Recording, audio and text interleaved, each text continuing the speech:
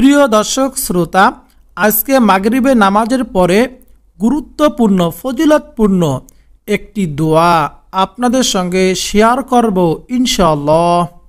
প্রিয় দর্শক, এই দোয়া অনেক ছোট এবং পড়তে অনেক সহজ, কিন্তু এর ফজিলত অনেক বেশি, যা শুনলে আপনি অবাক হয়ে যাবেন।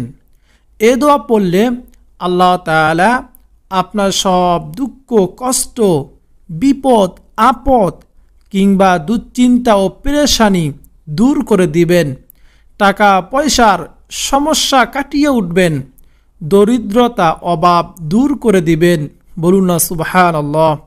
আল্লাহ সুবহানাহু তাআলা সব সংকট থেকে উত্তরণের পথ বের করে দিবেন, সব দুশ্চিন্তা মিটিয়ে দিবেন এবং অকল্পনীয় উৎস থেকে আপনার রিজিকের ব্যবস্থা করে দিবেন। বলুন না সুবহানাল্লাহ। প্রিয় দর্শক শ্রোতা, মাগরিবের নামাজের পর 5টি ছোট ছোট দোয়ার মাধ্যমে একটি আমলের কথা আপনাদের সঙ্গে শেয়ার করব ইনশাআল্লাহ।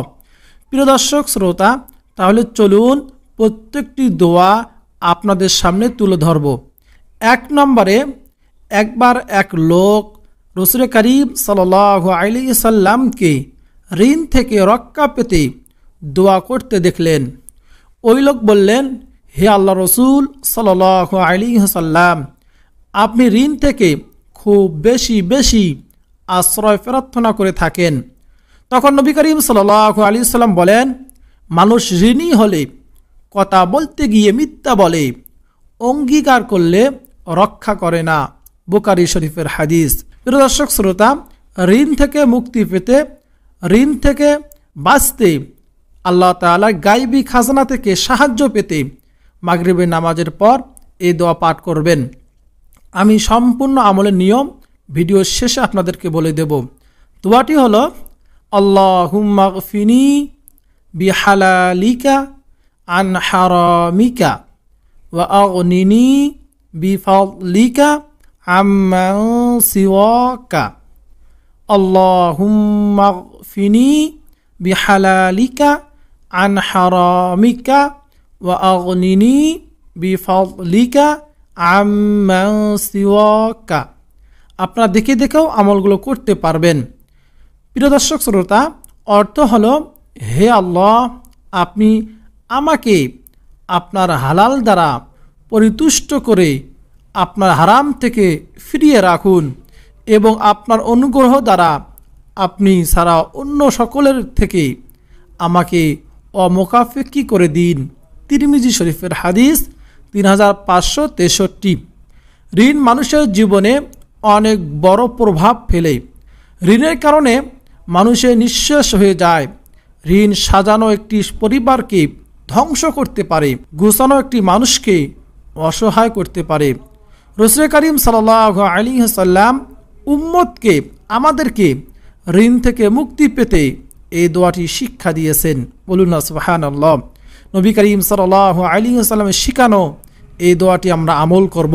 প্রিয় দর্শক শ্রোতা, 2 নম্বর দোয়াটি হলো, এক হাদিসে রাসূল করিম সাল্লাল্লাহু আলাইহি সাল্লাম বলেন, এমন একটি দোয়া সম্পর্কে আমি অবগত আছি, কোনো বিপদগ্রস্ত ব্যক্তি তা পাঠ করলে আল্লাহ তাআলা তার সেই বিপদ দূর করে দেন। সেটি হচ্ছে আমার ভাই হযরত ইউনুস আলাইহিস সালাতু ওয়াস সালামের দোয়া। বলুন না সুবহানাল্লাহ। হযরত ইউনুস আলাইহিস সালাতু ওয়াস সালাম যখন মাছের পেটে ছিলেন, সমুদ্রের তলদেশে ছিলেন, এই দোয়াটি পাঠ করে আল্লাহ তাআলা এই কঠিন বিপদ থেকে উদ্ধার করেছেন। নবী করিম সাল্লাল্লাহু আলাইহি সাল্লাম বললেন, আমি অবগত আছি, কোনো বিপদগ্রস্ত ব্যক্তি তা পাঠ করলে আল্লাহ তাআলা তার সেই বিপদ দূর করে দেন। বলুন না সুবহানাল্লাহ। দোয়াটি হলো, লা ইলাহা ইল্লা আনতা সুবহানাকা ইন্নী কুনতু মিনাজ জালিমিন।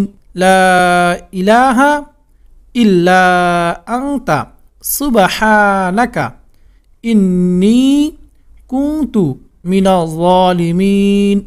অর্থ হলো, হে আল্লাহ, আপনি ছাড়া কোনো উপাস্য নেই, আমি আপনার পবিত্রতা বর্ণনা করছি, নিঃসন্দেহে আমি নিজের প্রতি অবিচার করেছি। তিরমিজি শরীফের হাদিস 3505।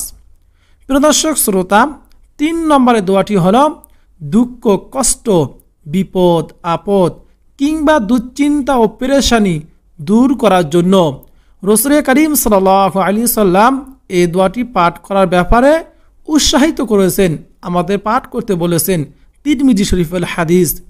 দোয়াটি হলো হাসবুনাল্লাহু ওয়া নি'মাল ওয়াকিল নি'মাল মাওলা ওয়া নি'মান নাসির।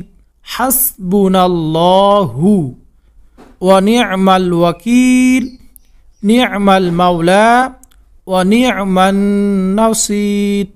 অর্থ হলো আল্লাহ তাআলাই আমাদের জন্য যথেষ্ট, তিনি কতই না উত্তম কাজ সম্পাদনকারী। আল্লাহ তাআলাই হচ্ছেন উত্তম অভিভাবক এবং উত্তম সাহায্যকারী। বলুন না সুবহানাল্লাহ। প্রিয় দর্শক শ্রোতা, 4 নম্বরের দোয়াটি হলো কোরআনে আল্লাহ তাআলা তার নবী হযরত নূহ আলাইহিস সালাতু ওয়াস সালামের ঘটনা উল্লেখ করেছেন। হযরত নূহ আলাইহিস সালাতু ওয়াস সালাম তার জাতিকে বলেছিলেন, তোমরা আল্লাহ তাআলার কাছে ইস্তিগফার বা ক্ষমা প্রার্থনা করো। ইস্তিগফারের বরকতে আল্লাহ তাআলা বৃষ্টি দান করবেন, তোমাদের ধন সম্পদ ও সন্তান সন্ততিতে বরকত দান করবেন। বলুন না সুবহানাল্লাহ। এই ইস্তিগফারটি হলো আস্তাগফিরুল্লাহাল্লাযী লা ইলাহা ইল্লা হুয়াল হাইয়ুল কাইয়্যুম ওয়া আতুবু ইলাইহি। আস্তাগফিরুল্লাহাল্লাযী লা ইলাহা ইল্লা হুয়াল হাইয়ুল কাইয়্যুম ওয়া আতুবু ইলাইহি। অর্থ হলো আমি সেই আল্লাহ তাআলার নিকট ক্ষমা প্রার্থনা করি যিনি সারা কোনো সত্য উপাস্য নেই, যিনি চিরঞ্জীব অবিনশ্বর, এবং আমি তার কাছে তওবা করছি। বলুন না সুবহানাল্লাহ। প্রিয় দর্শক শ্রোতা, সর্বশেষ 5 নম্বর দোয়াটি হলো হযরত মাকাল বিন ইয়াসার রাদিয়াল্লাহু তাআলা থেকে বর্ণিত। রাসূল করিম সাল্লাল্লাহু আলাইহি সাল্লাম বলেন, যে ব্যক্তি সকালবেলা 3 বার আউযু বিল্লাহিস সামিউল আলিম মিনাশ শাইতানির রাজিম পড়বে, এরপর সূরা হাশরের শেষ 3 আয়াত তিলাওয়াত করবে, আল্লাহ তাআলা উক্ত ব্যক্তির জন্য 70,000 ফেরেশতা নিযুক্ত করেন। বলুন সুবহানাল্লাহ। যারা উক্ত ব্যক্তির জন্য সন্ধ্যা পর্যন্ত মাগফিরাতের দোয়া করতে থাকে, আর এ সময়ের মাঝে যদি লোকটি মারা যায় তাহলে সে শহীদের মৃত্যু লাভ করবে। বলুন না সুবহানাল্লাহ। আর যে ব্যক্তি এটি সন্ধ্যায় পড়বে, অর্থাৎ মাগরিবের নামাজের পর এবং ফজরের নামাজের পর পড়বে, তাহলে তার একই মর্যাদা রয়েছে। বলুন না সুবহানাল্লাহ। তিরমিজি শরীফের হাদিস এবং আবু দাউদ শরীফ, মুসনাদে আহমদ শরীফ এই কিতাবে হাদিসটি এসেছে। প্রিয় দর্শক শ্রোতা, এই জন্য সকাল সন্ধ্যায় আমরা 70,000 ফেরেশতার দোয়া যদি পেতে চাই, আমরা অবশ্যই সূরা হাশরের শেষ 3 আয়াত তিলাওয়াত করব। প্রিয় দর্শক শ্রোতা, ফেরেশতার দোয়া আল্লাহ তাআলা অবশ্যই কবুল করবেন। ফেরেশতারা নিষ্পাপ, তারা গুনাহ করতে জানে না, তারা সর্বদা আল্লাহ তাআলা হুকুম পালন করে। এই ফেরেশতার দোয়া পেতে আমরা অবশ্যই সূরা হাশরের শেষ 3 আয়াত তিলাওয়াত করব। কিভাবে তিলাওয়াত করবেন? আউযু বিল্লাহিস সামিউল আলিম মিনাশ শাইতানির রাজিম। আউযু বিল্লাহিস সামিউল আলিম মিনাশ শাইতানির রাজিম। আউযু বিল্লাহিস সামিউল আলিম মিনাশ শাইতানির রাজিম। এভাবে 3 বার পড়বেন, তারপর সূরা হাশরের শেষ 3 আয়াত পড়বেন। হুয়াল্লাহুল্লাযী লা ইলাহা ইল্লা হু আলিমুল গায়বি ওয়াশ শাহাদা হুয়ার রাহমানুর রহিম। হুয়াল্লাহুল্লাযী লা ইলাহা ইল্লা হু الملك القدوس السلام المؤمن المهيمن العزيز الجبار المتكبر سبحان الله عما يشركون হুয়াল্লাহুল খালিকুল বারিউল মুসাউবিরু লাহুল আসমাউল হুসনা ইউসাব্বিহু লাহু মা ফিস সামাওয়াতি ওয়াল আরদ ওয়া হুয়াল আজিজুল হাকীম। এভাবে পাঠ করবেন। প্রিয় দর্শক শ্রোতা, আমলটি করার নিয়ম আমি সংক্ষেপে বলে দিচ্ছি।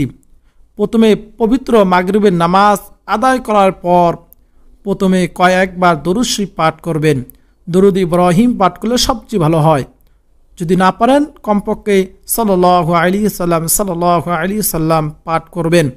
তারপর এই 5টি দোয়া, এগুলো দোয়া পাঠ করবেন নিয়মিত।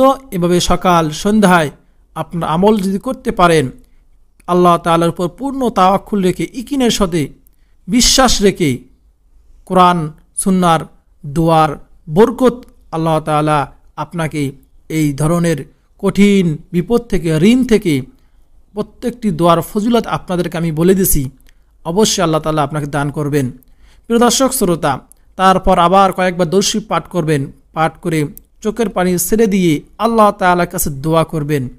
প্রত্যেক দিন সকাল সন্ধ্যায় এই দোয়াগুলো নিয়মিত পাঠ করবেন। তাহলেই আপনার দোয়া কবুল হবে, আপনার সকল সমস্যা দূর হবে, ঋণ পরিশোধ হবে। আল্লাহ তাআলা সংসারে অভাব দূর করে দিবেন। আল্লাহ তাআলা আপনাকে সুখময় শান্তিময় জীবন দান করবেন। মহান আল্লাহ তাআলার কাছে দোয়া করি, হে আল্লাহ, যে এই দোয়াগুলো আমল করবে তুমি তাদের রিজিকের মধ্যে বরকত দিও, বিপদ আপদ ও বালা মুসিবত দূর করে দিও, মৃত্যুর পর জান্নাত দান করিও, আমিন। প্রিয় দর্শক শ্রোতা, আপনিও এই ভিডিওতে একটি লাইক দিয়ে কমেন্টে আমিন লিখে দোয়াতে শরীক থাকুন। কেননা কে জানে যে কার দোয়া কখন আল্লাহ তাআলা কবুল করেন। এই জন্য অবশ্যই ভিডিওতে লাইক দিবেন এবং কমেন্টে আমিন লিখে দোয়াতে শরীক থাকবেন। প্রিয় দর্শক শ্রোতা, অত্যন্ত কার্যকরী একটি ভিডিও। যদি আপনার কাছে ভালো লাগে অবশ্যই চ্যানেলকে সাবস্ক্রাইব করে নেবেন এবং এই ভিডিওটি বেশি বেশি শেয়ার করে দিবেন। আপনার একটি শেয়ারের মাধ্যমে যদি কেউ শিখতে পারে, আমল করে, আপনিও সবের অংশীদার হতে পারবেন। দিন প্রচারের স্বার্থে, কোরআন হাদিস প্রচারের স্বার্থে অবশ্যই চ্যানেলকে সাবস্ক্রাইব করে নেবেন এবং ভিডিওতে লাইক দিবেন, শেয়ার করবেন। প্রিয় দর্শক শ্রোতা, আজকে এই পর্যন্ত। আপনাদের সকলে সুস্বাস্থ্য কামনা করে বিদায় নিচ্ছি। দেখা হবে পরবর্তী কোনো ভিডিওতে ইনশাআল্লাহ। আসসালামু আলাইকুম ওয়া রাহমাতুল্লাহি ওয়া বারাকাতুহু।